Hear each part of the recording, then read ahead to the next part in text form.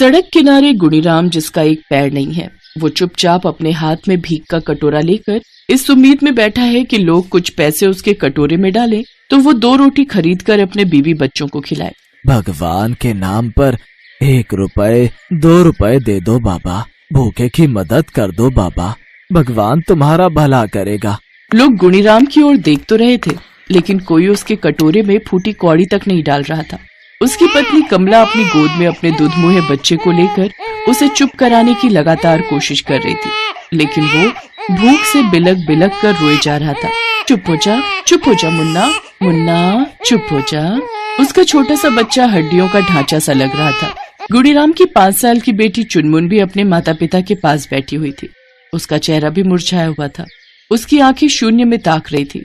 राह चलते लोगों को देखकर वो भी अपना हाथ फैला देती और उनसे कहती, साहब दया करो साहब, 1 रुपया 2 रुपया दे दो साहब, रुपए नहीं तो 1 रोटी खिला दो साहब, 1 रोटी खिला दो साहब। तभी चुनमुन ने देखा कि एक कार के पीछे एक औरत अपने कुत्ते को लेकर बैठी है और वो उसे रोटी खिलाने की कोशिश कर रही है। टॉमी जिद नहीं करते, चलो खा लो, प्लीज मेरे बेटे खा लो ना, चलो खा लो, नहीं तो मैं तुमसे बात नहीं करूंगी। लेकिन उस औरत का टॉमी रोटी खाने को बिल्कुल भी तैयार नहीं था। तंग आकर उस औरत ने वो रोटी सड़क पर फेंक दी। सड़क पर फेंकी उस रोटी को जैसे ही चुनमुन ने देखा तो उसकी आंखों में चमक आ गई। उसने अपने पिता की ओर देखा और कहा, बाबा रोटी। चुनमुन रोटी के लिए उस बिजी सड़क की ओर दौड़ पड़ी, लेकिन तभी एक तेज रफ्तार कार से उसकी टक्कर हो गई। उसका शरीर कई फुट ऊपर उड़ा और फिर धड़ाम से नीचे आ गिरा। चुनमुन सड़क पर तड़प रही थी, खून से सड़क भीगा जा रहा था, लेकिन उसकी नजर अब भी उसी रोटी पर थी। वो उसे बड़ी गौर से देख रही थी, लेकिन अचानक सब शांत हो गया, बिल्कुल शांत। चुनमुन शांत हो गई हमेशा के लिए। गुणीराम ने ये देखा तो वो जोर से चीख पड़ा, चुनमुन बेटी, चुनमुन चुनमुन। इस तरह उसके चीखने से उसकी नींद खुल गई और उसने देखा कि वो तो अपनी टूटी फूटी झोपड़ी में लेटा हुआ है और उसका पूरा परिवार भी उसके बगल में सोया हुआ था। पूरे 4 दिन हो गए हैं, पेट में मेरे परिवार का एक दाना भी नहीं गया। पानी पी पी कर कब तक काम चलेगा? मुझे कुछ तो करना ही होगा इनके लिए, नहीं तो कोई नहीं बचेगा, कोई नहीं। गुणीराम एक फैक्ट्री में काम करता था। उसके मालिक लोग उसके काम से बहुत खुश थे। अरे गुणीराम, तुम फैक्ट्री में होते हो, हमें ज्यादा टेंशन नहीं होती। तुम सारा काम इतने अच्छे से मैनेज करते हो कि क्या ही कहें अब। गुणीराम की कमाई से उसका परिवार ठीक से चल रहा था, लेकिन एक दिन सब कुछ पलट गया। गुणीराम फैक्ट्री में ऊंचाई पर चढ़कर कुछ काम कर रहा था। अचानक उसका पैर फिसल गया और वो नीचे गिर पड़ा। काफी ऊंचाई से गिरने से उसे बहुत चोट आई थी। उसे तुरंत अस्पताल ले जाया गया। उसकी जान तो बच गई, लेकिन डॉक्टरों को उसकी एक टांग काटनी पड़ी। ये क्या हो गया कमला, क्या हो गया? मैं बोझ बन गया, तुम लोगों पर बोझ। अरे आप ऐसा क्यों कहते हैं? जिंदगी में उतार चढ़ाव तो आते ही हैं, बस हमें उसका डटकर मुकाबला करना होता है। गुणीराम जब कुछ ठीक हुआ तो वो अपनी फैक्ट्री वापस गया, लेकिन अब उसकी फैक्ट्री को उसकी कोई जरूरत नहीं थी, क्योंकि अब अपने मालिकों की नजर में वो किसी काम का नहीं था। देखो गुणीराम, तुम्हारी जिंदगी अब खुद एक बोझ की तरह है। इससे अच्छा होता कि तुम मर ही जाते। देखो, हमें ऐसे लोग चाहिए जो काम करें। तुम्हारे जैसे बोझ को हम मुफ्त की तनख्वाह नहीं दे सकते। कल तक जिन मालिकों की नजर में गुणीराम सबसे काबिल मजदूर था, वो आज उनके लिए बोझ था।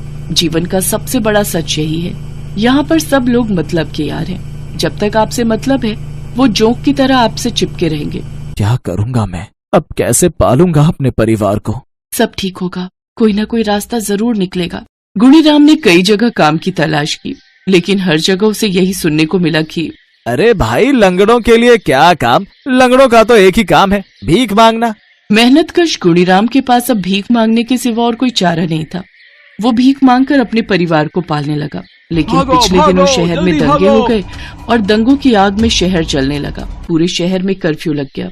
4 दिन से गुणीराम और उसका पूरा परिवार घर पर ही भूखे प्यासे पड़ा था। आज शाम तो कुछ देर के लिए उसका बेटा बिल्कुल खामोश हो गया था। देखिए ना जी, मुन्ना, हमारा मुन्ना एकदम खामोश हो गया है, ये बिल्कुल हिलडुल नहीं रहा है। कमला जोर जोर से रोने लगी। गुणीराम भी बहुत घबरा गया, लेकिन संयोग से कुछ देर बाद मुन्ने के शरीर में हलचल हुई और वो जोर जोर से रोने लगा। वो रोने लगा तो कमला ने उसे सीने से लगा भी लिया, लेकिन भूखी प्यासी कमला अपने नन्हे बेटे को कैसे दूध पिलाती? उसका दूध उतर ही नहीं रहा था। अरे ओ भगवान, अरे ओ, कहाँ है तू? अगर तू एक रोटी भी गरीबों को नहीं दे सकता तो फिर पैदा क्यों करता है गरीबों को? क्यों क्यों करता है पैदा तू, क्यों? उस रात गुणीराम अपने परिवार की रोटी की चिंता में ही सोया था, इसलिए उसे वो सपना आया और जब उसकी नींद खुली तो आज चाहे कुछ भी हो जाए, मैं अपने परिवार के लिए रोटी लाकर ही दम लूंगा। पुलिस वाले गोली मारते हैं तो मारे, लेकिन मैं अपने परिवार को रोटी के बिना मरने नहीं दूंगा। गुणीराम रात को ही अपने घर से निकल गया। एक तो रात को वैसे ही सन्नाटा होता है और कर्फ्यू के कारण खामोशी कुछ और ज्यादा ही थी। गुणीराम सड़क पर चलता जा रहा था। तभी एक किराने की दुकान पर उसकी नजर गई, जिस पर एक बड़ा सा ताला लगा था। गुणीराम ने सड़क किनारे पड़ा बड़ा सा पत्थर उठाया और दुकान का ताला तोड़ने लगा। वो खुद बेचारा 4 दिन से भूखा था, इसलिए उसके हाथ धीरे धीरे ही चल रहे थे। कुछ देर बाद उसे सफलता मिल गई और उसने दुकान का ताला तोड़ दिया। टूट गया ताला, टूट गई वो दीवार जो भूखे और भूख के बीच में थी। गुणीराम ने वहां से बहुत सारा राशन लिया और अपने कांधे पर लेकर अपने घर की ओर चल पड़ा, लेकिन तभी पुलिस की गोली अचानक से उसकी पीठ पर आ लगी और वो नीचे गिर पड़ा। साहब, अगर मैं चोरी नहीं करता तो मेरा पूरा परिवार रोटी के बिना मर जाता साहब, मर जाता। साहब, मुझे घर जाने दो साहब। पुलिस को लगा था कि वो कोई दंगाई होगा, लेकिन वो तो एक अपाहिज और मजबूर इंसान था जो रोटी की तलाश में निकला था। पुलिस ने उसे जाने दिया।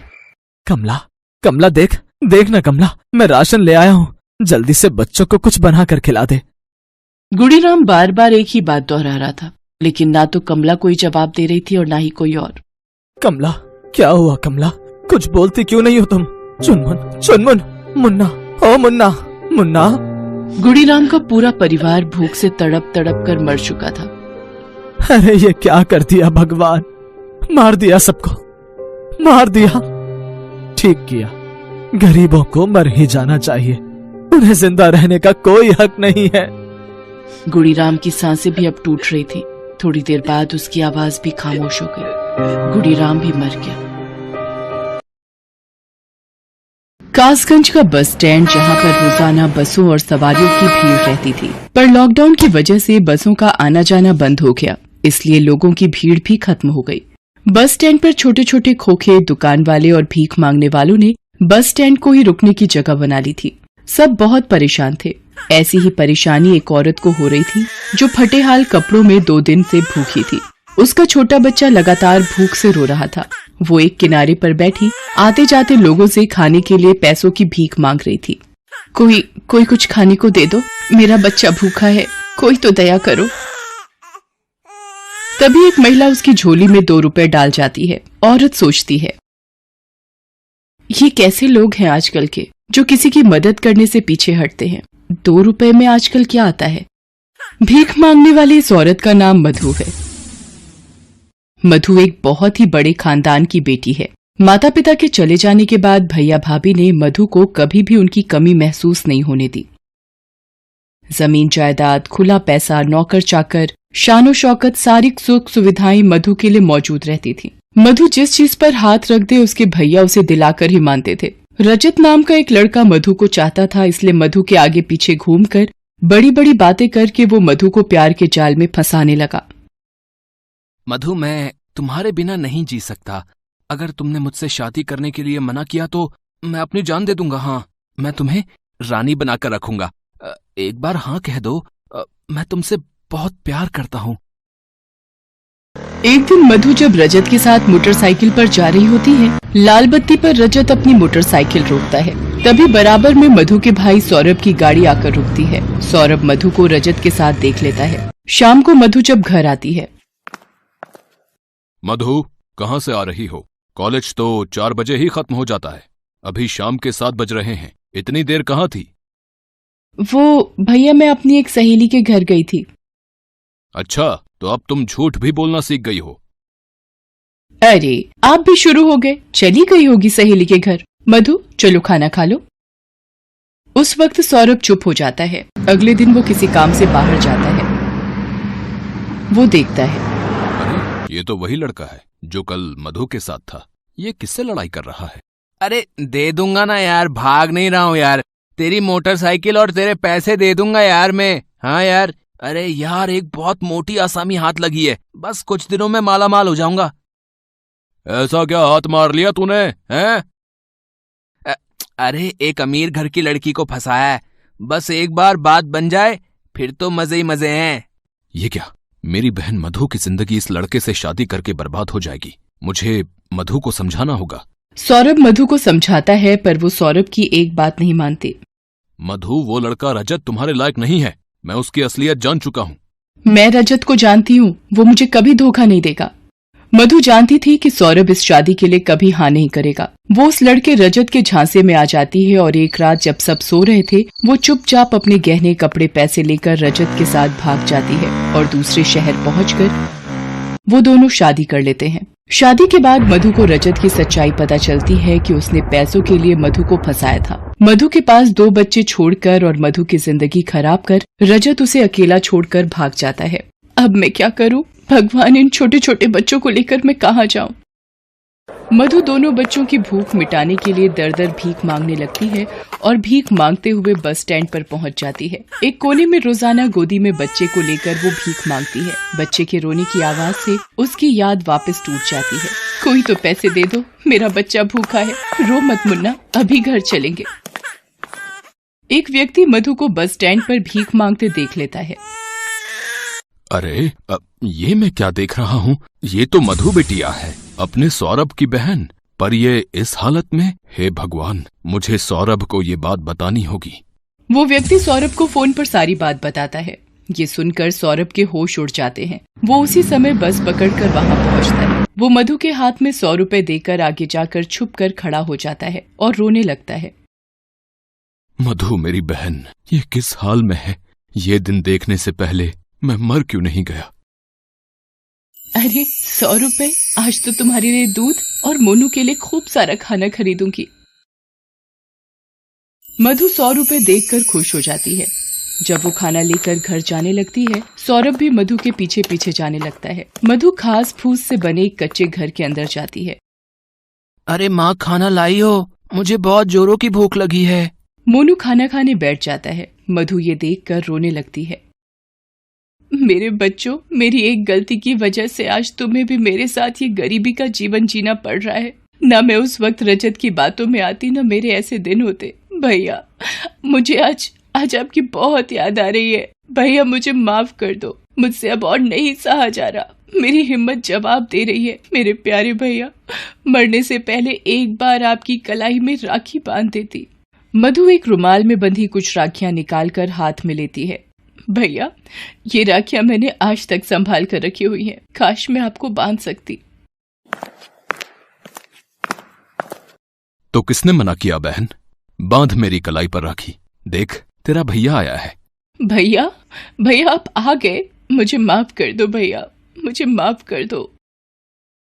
मधु भाई को राखी बांधते हुए फूट फूट कर रोने लगती है। मधु रोते हुए बेहोश हो जाती है। सौरभ उसे हॉस्पिटल ले जाता है। डॉक्टर सौरभ से कहता है, मिस्टर सौरभ, इनके शरीर में बहुत कमजोरी हो गई है। शायद इन्होंने पिछले कई दिनों से कुछ नहीं खाया है, जिसकी वजह से बेहोश हो गई हैं। कुछ दिन हमें अपनी निगरानी में रखना होगा। सौरभ सुनैना को फोन करके रोते हुए सारी बात बताता है। सुनैना भी रोने लगती है। कुछ दिनों तक मधु हॉस्पिटल में ही रहती है। सौरभ दोनों बच्चों की देखभाल करता है। एक दिन सुनैना के पास रजत का फोन आता है। सुनैना भाभी, मैं रजत बोल रहा हूँ। मधु आपके घर पर ही है ना?